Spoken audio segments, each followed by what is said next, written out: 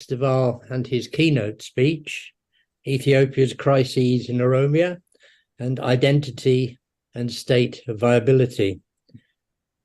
Professor Duval is Executive Director of the World Peace Foundation and a research professor at the Fletcher School, Tufts University. He's been a researcher and practitioner in the Horn of Africa since the 1980s, working on conflict, food security, and related issues. He was the senior advisor to the African Union High-Level Panel on Sudan and South Sudan. He's listed among the Foreign Policy's 100 most influential intellectuals in 2008 and Atlantic's Brave Thinkers in 2009. He's a recipient of the Royal Anthropological Institute's Huxley Award and has written 4 books since 2015 on the Horn of Africa, famine, pandemics and politics, and on Sudan. He's no stranger to controversy and often thinks outside the box. I'm very much looking forward to hearing what Alex has to say. So over to you now, Alex, and thank you for coming. Thank you very much, Trevor. It's an honor, it's a privilege to be with you and to take this leading role in this important conference. First of all, my condolences to many of you who have lost both loved ones and also lost dreams of what your communities and your nation could be. And so commiserations for the pain that many of you are suffering. And I just want to begin by respecting that. So, facing any conflict that has turned to violence, the first obligation on the statesperson, whether a national leader or mediator or indeed an international figure, is to define the problem, because it goes without saying that if a problem is not diagnosed correctly, it cannot be solved. So let me reflect a little bit on how we might define our challenge. So the way I've framed the challenge is not as the crisis of the Oromo or the crisis of the Oromo within Ethiopia, but Ethiopia's crisis in Oromiya, or rather crises in the plural, because I think the 2 most significant underlying crises are the crisis of identity with which we're very familiar, and a crisis of political economy. And each of these has historical roots and continuities, manifest differently over each generation. And each time they have particular manifestations for the Oromo people, but they're fundamentally crises of the Ethiopian state. And I would argue that the issue of democracy and human rights is actually downstream from these questions. So let me look briefly at how these questions have been framed and changed over several generations. So for the Emperor Haile Selassie, the overriding question was the sovereign independence of the Ethiopian Empire, which meant that the other questions, identity, governance, development, didn't count, except insofar as they fed into that issue. In that period, the identity issue for the Oromo, I think, was encapsulated by the anthropologist Paul Baxter, who characterized the Oromo during imperial rule as, I quote, always on the outside looking in. To be exact, Oromo individuals were allowed in one by one on terms set by the gatekeepers of the state.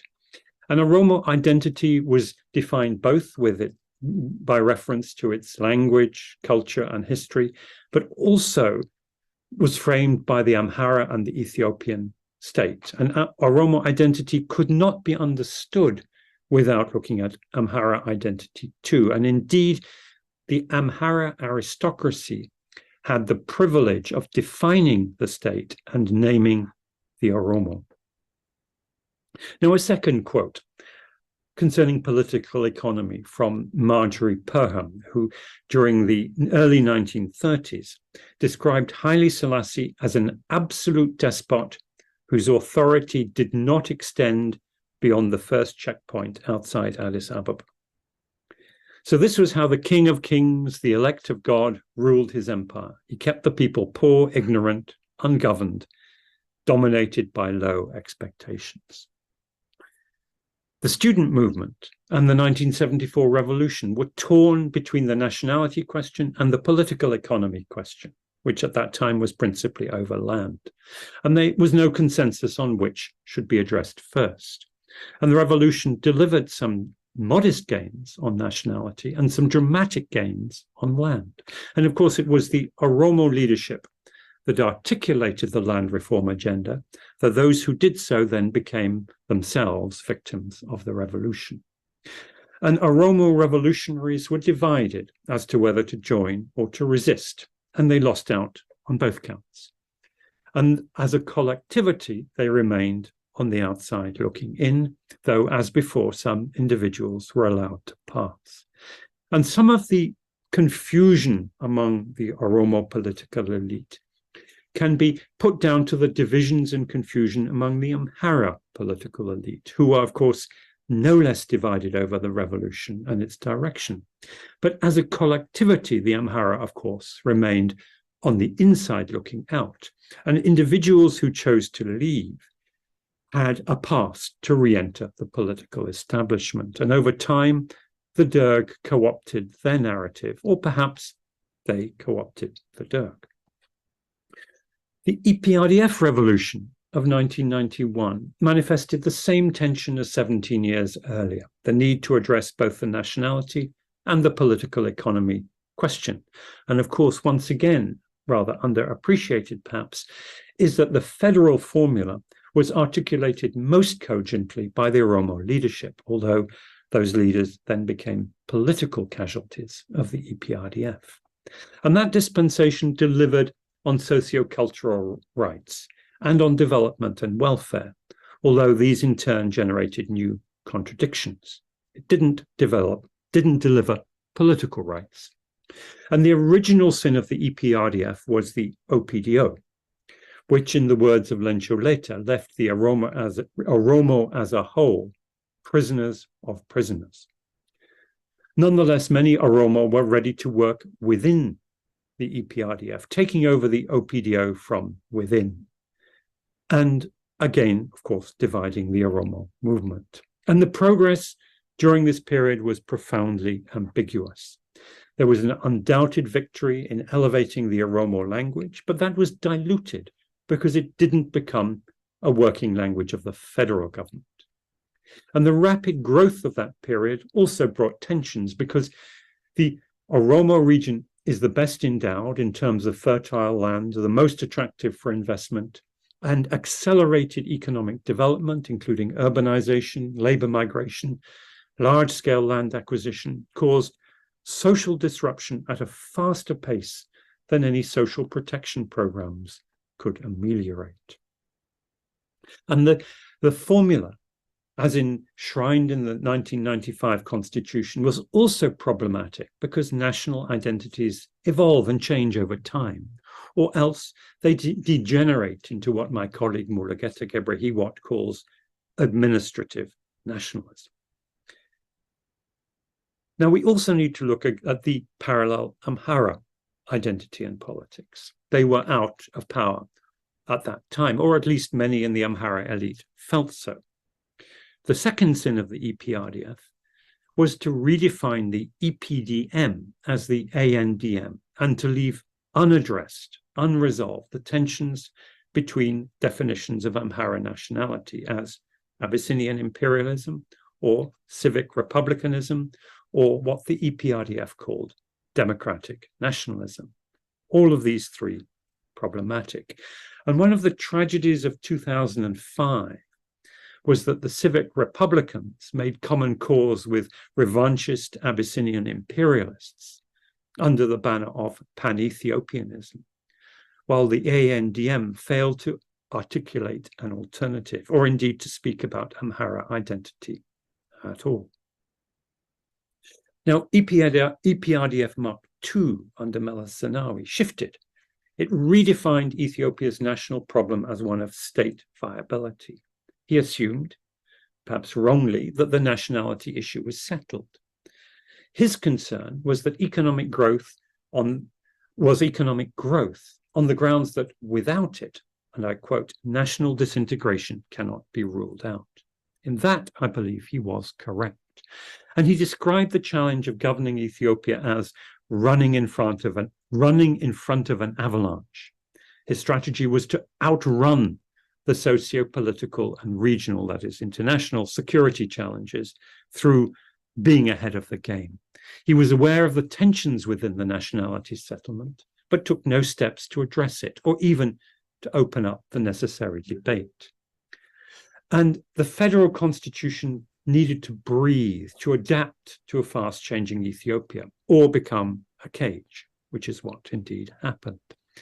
And as a result, Haile Mariam Desalegn presided over a remarkable economic boom, but also destabilization and an unsustainable political system. The uprising that brought this to an end was both a political uprising and also a claim for socio-economic rights. It was a revolution, I think, of rising expectations, and it went, as we know, terribly awry. Abiy Ahmed inherited a functioning state, a fast-developing economy, and a consensus across the board that the repressive ways of the EPRDF were now history. There are few leaders taking on the complex task of a political transition, of democratization from above, who had such strong cards in their hands.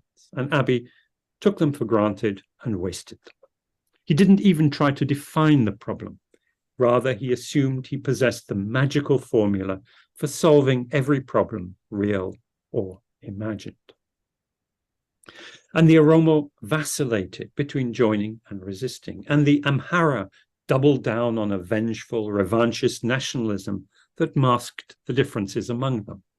And we have rarely seen the politics of hatred in such pure, distilled form. Hatred such as this becomes its own punishment, as the Amhara are discovering. This was a backlash nationalism framed around hostility and was bound to become unstuck. And the new war in Amhara is a calamity, not just for the Amhara, but for all Ethiopia. Now, today, the crisis is a failing state and a disintegrating empire nation. And things have changed fundamentally in the last 5 years. Under Haile Selassie, the state didn't exist beyond the cities. Under the Derg, it didn't exist beyond the cities, the army, and the party. The EPRDF created the first truly administrative state that reached most of the country, and a generation of Ethiopians came of age thinking this was the natural order of things, not that this was a delicate construction that could crumble. And the language of democratization, of democracy versus authoritarianism, concealed the deeper issue of an institutionalizing state versus a system of government based on transactional politics, what some Africanist scholars call the politics of the belly, or what I have called the political marketplace. Abiy stood around admiring the view. He was caught in the avalanche.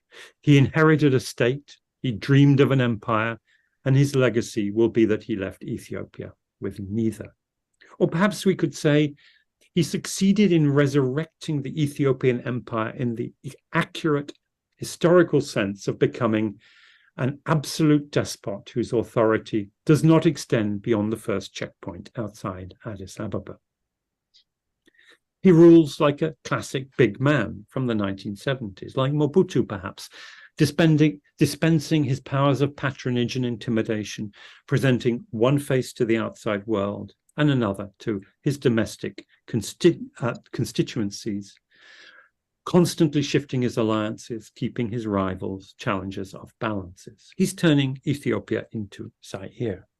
Now, for many African leaders, for many foreign diplomats, their response is, so what's so bad about that? Except that just a few years ago, Congolese envied Ethiopia instead of the other way around. There was a time when Ethiopian revolutionaries, whether they diagnosed the primary problem as one of nationalities or of political economy, could welcome disorder and upheaval because they expected a new order would emerge from such turmoil. But at the moment, I'm afraid we can no longer proceed on that assumption. The circumstances that make for state crisis make it inescapable. They're not Abiy's fault. They long preceded him. They far outmatch him. What is his fault is that he failed to understand the predicament and acted recklessly. But nonetheless, standing still is not an option on either the nationalities issue or the political economy issue. Time is not on our side. Continuing with the status quo will lead to state failure as night follows day. And the questions that we face realistically are how quickly the state will decay or collapse. What will be the contours of that decay or collapse? Complex, diverse states, such as Ethiopia, tend to fracture along ethnic or confessional lines. But those fractures conceal dysfunctions of political economy that are no less profound, perhaps more so. And for a gathering such as this, defined by ethno-national identity and solidarity, it will be natural to focus on that element of the existing crisis and of the coming one. But it is, I suggest, no less important to delve into the challenge of political economy. Because while the nationalities issue can be, we hope, resolved through political debate and engagement, the political economy issue cannot wait. It demands leadership and action. And that, I fear, is our predicament today. I wish I could end on a more hopeful note, but I'm confident that in your discussions today and tomorrow, you will at least be able to articulate and formulate some